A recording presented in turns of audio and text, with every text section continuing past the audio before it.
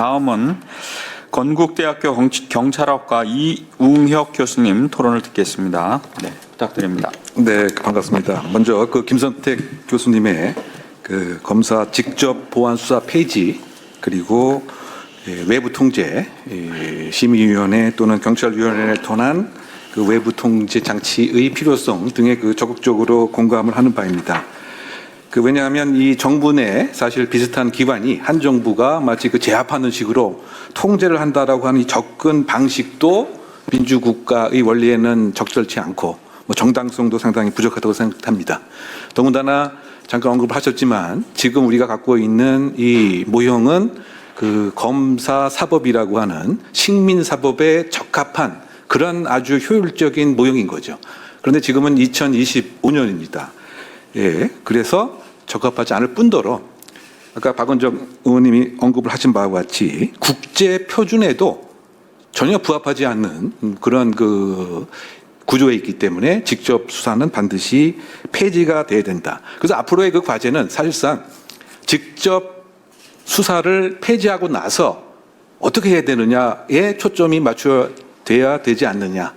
그래서 그것과 관련돼서 김 교수님이 제안하신 이를테면 지역 단위의 상설 협의를 마련하고 조기에 법률 자문을 할 수 있는 그런 인프라를 구축을 하고 구체적으로는 상호 파견 같은 것이 이루어져야 된다.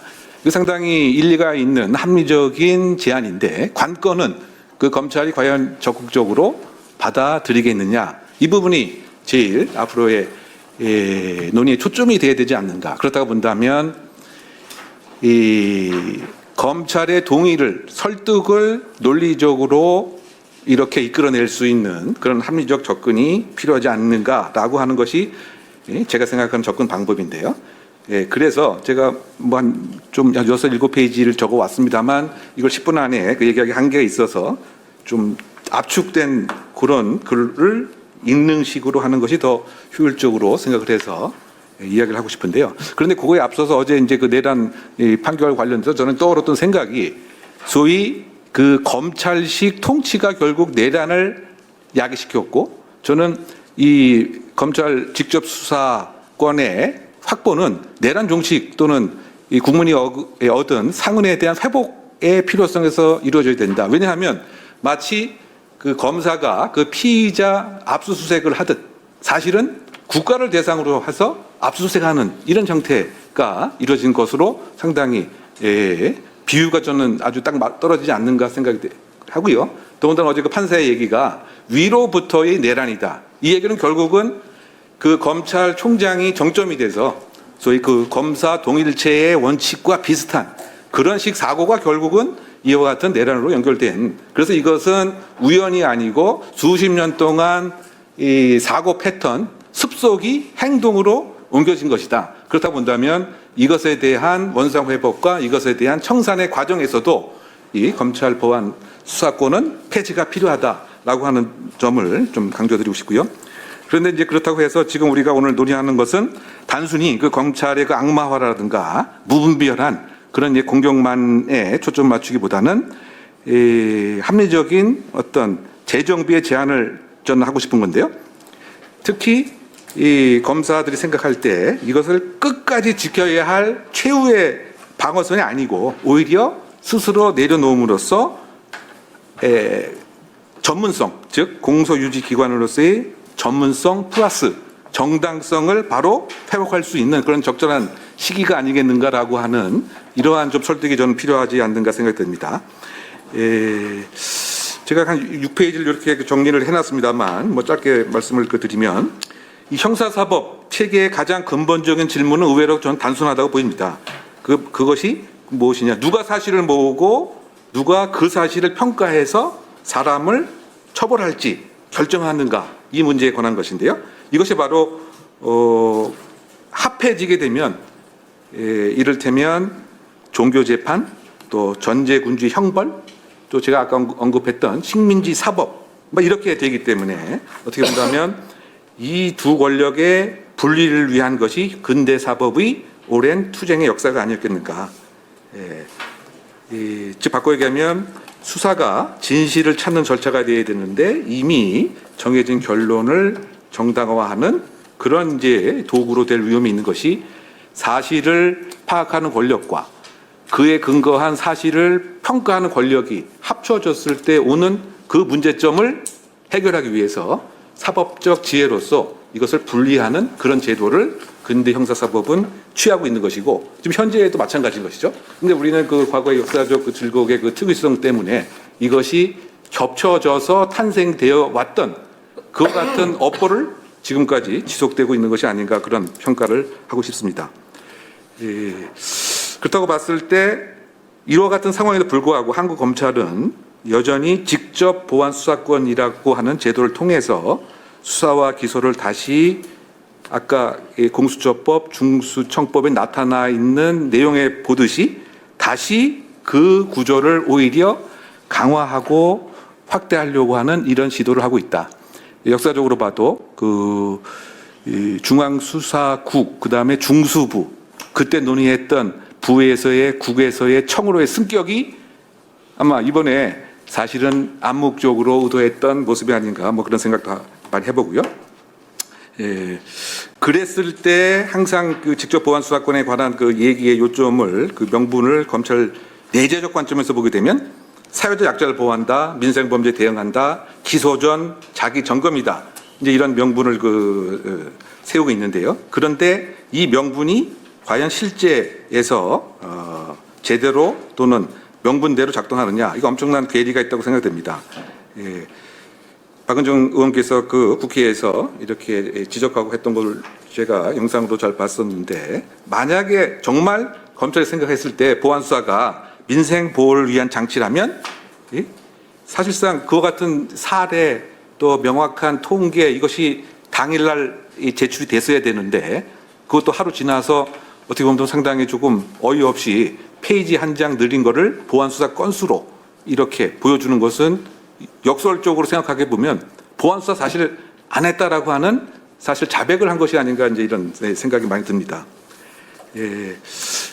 관련된 뭐 여러 가지 그 사례 아까 잠깐 말씀하셨지만 김학의 전 법무부 장관, 뭐 윤우진 전 세무서장이 다 민생에 관련된 것이었는데 오히려 검찰 보안 수사가 이 불기소로 결론을 내게 되는 명분적 장치가 돼버렸던 이런 사항들, 또 늘 민생을 강조할 때 얘기하는 노동 서민 사건, 이것은 쿠팡 사건에서 오히려 거꾸로 불기소 쪽으로 아니면 묵살하는 쪽으로 바뀌는 뭐 이런 것들, 더군다나 그 최근에 재심으로 밝혀진 순천 청산거리 막걸리 살인 사건, 이거 보게 되면 그 무고한 청소년, 그죠?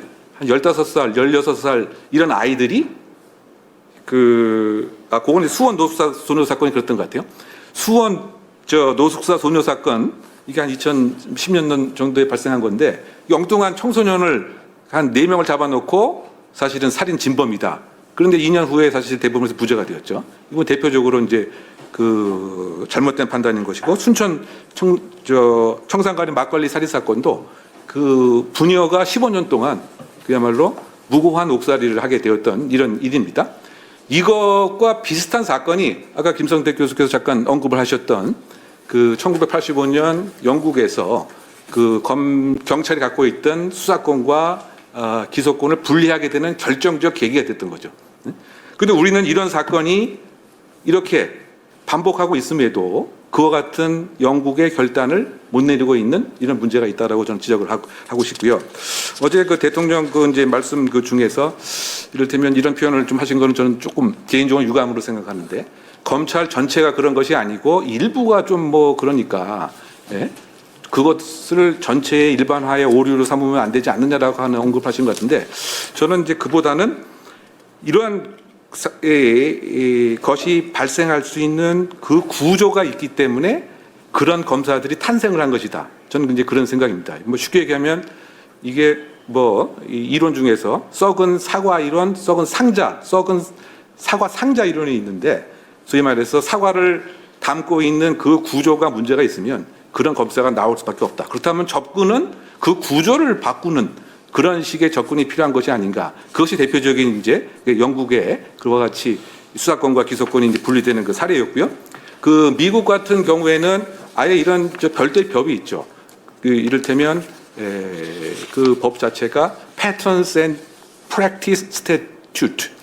그러니까 동일한 사건이 계속 발생했을 때 이거는 개인 수사관, 개인 법 집행자의 문제가 아니고 그 조직 전체에 무엇인가 구조적인 문제이기 때문에 이 구조를 새롭게 짜야 되는 것을 사실상 근거로 하고 있는 이제 그런 법인데, 이것은 지금 우리 그 한국 맥락에 비춰 보게 되면 결국은 검찰 수사에 대한 단호한 분해.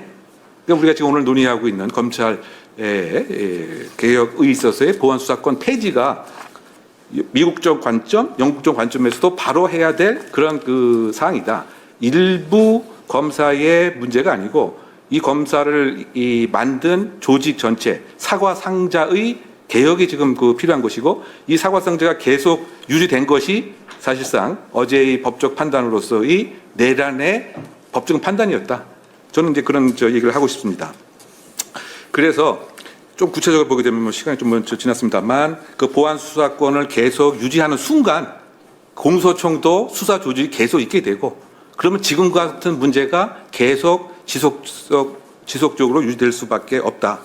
특히 뭐 여러 가지 검찰청법이나 이렇게 관련을 보게 되면 직접 관련성이라고 하는 애매한 개념을 통해서 결국은 타고 올라가서 전체가 이제 확장되게 되는, 시간만 늦게 수사하는 것 뿐이지 사실상 검찰이 다 모든 것을 수사하게 되는 그러한 창구로서의 역할을 할 수밖에 없는 것이 결국은 이제 보안 수사권의 문제이고, 어떠한 예외 조항을 인정하는 순간 사실상은 70여 년 동안 해왔던 이런 그 검찰 수사의 폐해를 우리가 계속 목도할 수밖에 없는 우려가 저는 크다고 생각됩니다.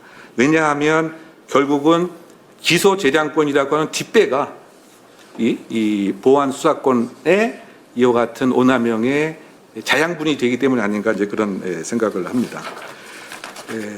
하나 조금 더 강조하고 싶은 거는 책임성과 강조되는 연관되는 얘기를 하고 싶은데요. 이와 같은 문제의 또 다른 근본의 우리 사법구조가 품고 있는 것은 바로 검사의 책임의 부재라고 생각합니다. 검사가 직접 보안 수사에 깊이 관여하더라도 그 판단 오류나 인권 침해에 대해 실질적으로 책임을 지는 그러한 이제 구조가 우리 그 사법 체계에는 거의 존재하지 않고, 무죄 판결이 반복되어도 검사 개인에게 귀속되는 책임은 뭐 거의 없다시피 하고요. 제가 토론문에 써놨지만 구체적인 통계를 보게 되면 약 3년 동안 3,700건의 검사의 잘못으로 무죄가 됐음에도 뭐 여기에 대한 뭐 징계를 받거나 책임을 지거나 하는 거는 한 건도 없었다. 그걸 거꾸로 생각해 보게 되면 3,700건의 그 무고한 사람들이 이와 같은 사법 절차를 거쳐야 되는 그러한 것에 대한 피해는 누가 과연 이제 보상을 이제 하고 책임을 지겠느냐. 근데 이것과 관련돼서 그 미국에서는 이른바 이런 검사가 경찰 기관이 되지 못하도록, 즉 경찰 기관하의 방지책으로서 엄격한 그 판례를 구축해 놓은 것 같습니다. 바꿔 얘기하면 검찰이 혹시 수사에 착수를 하게 되면 그냥 검사로서 중립적인 변호 역할을 했을 때는, 여기서 변호 역할이라고 하면서 이제 정부의 변호사가 되겠죠. 했을 때는 그야말로 절대적 absolute immunity, 절대적 면책이라고 하는 철저한 보호를 받는 반면, 그렇지 않고 수사 관련된 그 일련의 행위에 착수하는 순간 이와 같은 보호 자체는 없어지는 거죠. 그러다 보니까 실제로 검찰이 굳이 수사를, 물론 이제 법상에도 수사의 주재자로 되어 있지 않지만 굳이 수사를 해서 이렇게 위험을 감수할 필요가 없는 거죠. 그러니까 실제 수사를 하는 검사를 찾아보기가 힘들다. 이것이 바로 제가 얘기하는 이 미국 제도 중에서 검사의 경찰 기관화 방지책이다. 반면 우리는 오히려 아까 제가 말씀드린 대로 처벌받고 징계받는 사람 검사가 한 명도 없을 뿐더러 오히려 이와 같은 사건을 한 사람이 그야말로 그 승승장구하는, 그러다 보니까 오히려 이 조직 문화가 뭐 기소, 뭐 오남용 이것보다도 뭐 정치적 사건에 뭐 영향력을 조직을 위해서 조직의 위용을 보여주는 그런 일을 하게 되면 보상을 받는, 이거 상당히 그 왜곡된 그 구조이기 때문에 이것에 대한 그 해결 방안이 결국은 검찰 보안 수사권 폐지가 되지 않겠는가 이렇게 생각이 되고요. 그래서 마지막으로 이제 결론적으로 그리고 이제 그 보안 수사의 실질적인 그 존재, 그러니까 과연 그 보안 수사가 이제 아이고 15분 지났네요. 자, 그래서 그냥 결론적으로만 그 말씀을 드리면 이제 70여 년 전 1954년 형사소법 제정 당시 한경만 검찰총장, 엄상성 의원 등이 당시 스스로 청명했던 수사는 경찰이, 기소는 검찰이 해야 한다는 원칙을 이제는 완성해야 되고 당시 검찰 수사권에 부여한 경찰 파쇼보다 검찰 파쇼가 그나마 낫다는 것은 하나의 고육지책이었기 때문에 이 원칙 실현이 잠시 미뤄진 것에 불과했죠. 따라서 검찰은 이제 보안 수사권이라고 하는 권력의 요술 방망이를 내려놓고 공소유지기관이라고 하는 본연의 자리로 돌아가야 한다고 생각합니다. 네, 감사합니다.